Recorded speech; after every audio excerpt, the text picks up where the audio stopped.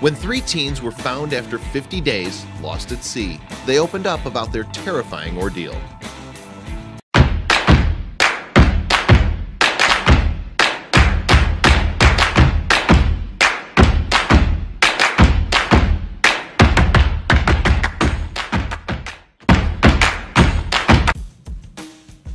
The food and water had run out days ago.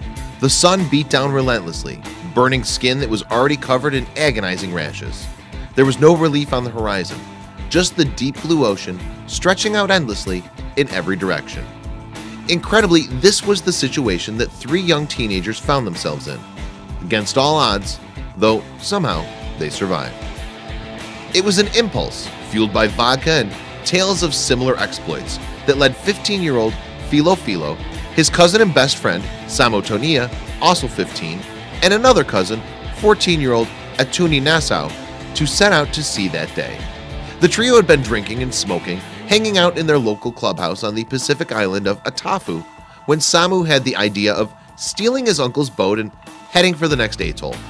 Atafu is one of 3 islands that make up the isolated New Zealand territory, Tokelau.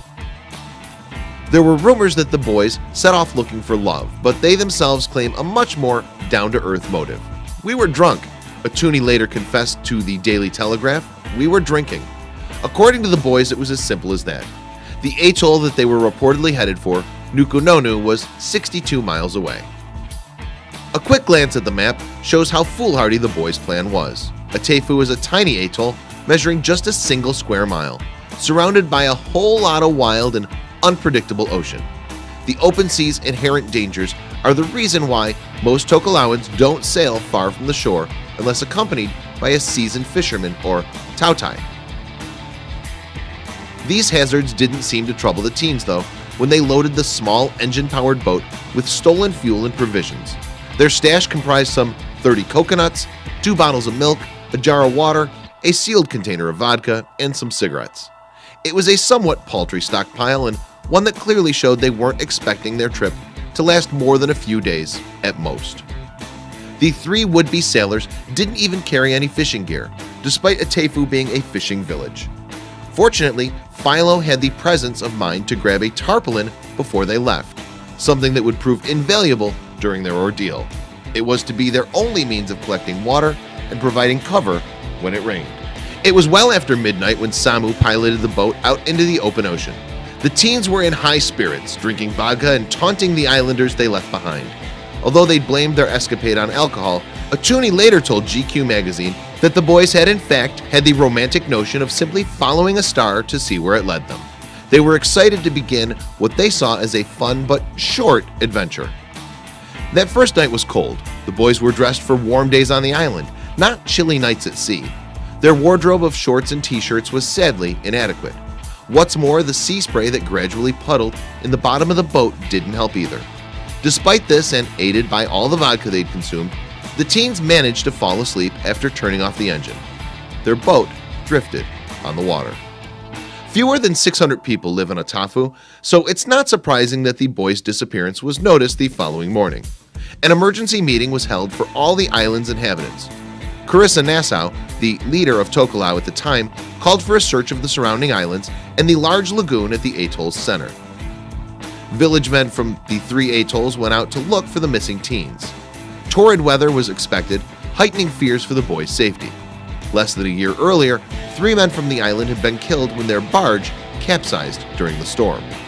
Meanwhile, on their drifting boat, the boys woke up the next morning hungover and thirsty. Nevertheless, at this stage, their stock of coconuts seemed more than ample for their journey.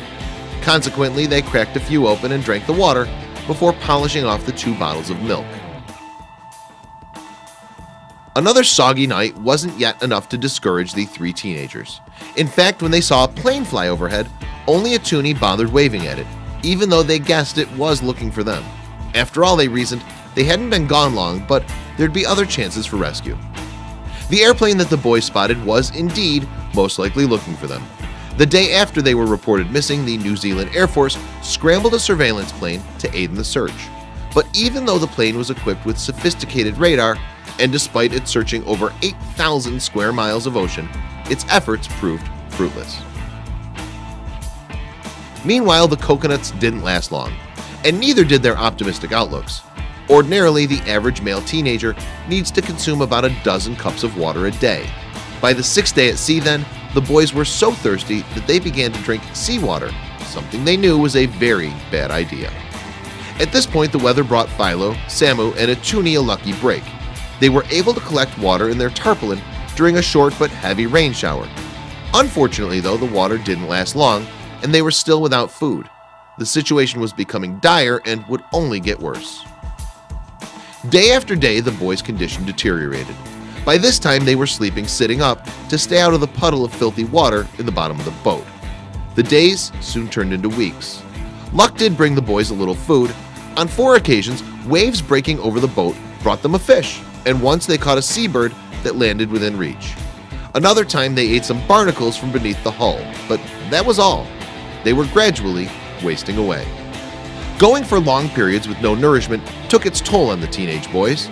To make matters even worse, they also had to endure blazing hot days followed by cold, wet nights with only the tarpaulin for shelter. As their bodies weakened, so did their state of mind. Once they spotted a ship, but it sailed on without seeing them. They gradually lost hope of ever seeing their island again. Then, 50 days after that fateful night of drinking, rescue finally came. That the San Nicanao tuna boat was in those particular waters was extremely fortunate, as it was not taking its usual route that day. That it actually sailed close enough to see the tiny dinghy bobbing in the huge ocean is nothing short of astonishing. It's impossible to even imagine the relief the boys must have felt when the much bigger vessel pulled alongside. Back on Atafu, Philo's father, Tanu Philo, described the boys' rescue as a miracle. Indeed, the community had held a memorial only weeks earlier, after authorities had declared the boys dead.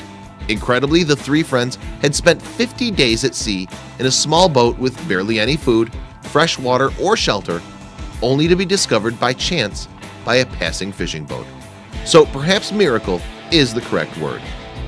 The boys were greeted like celebrities on their return to Atafu. Moreover, a feast was held and mourning turned into rejoicing.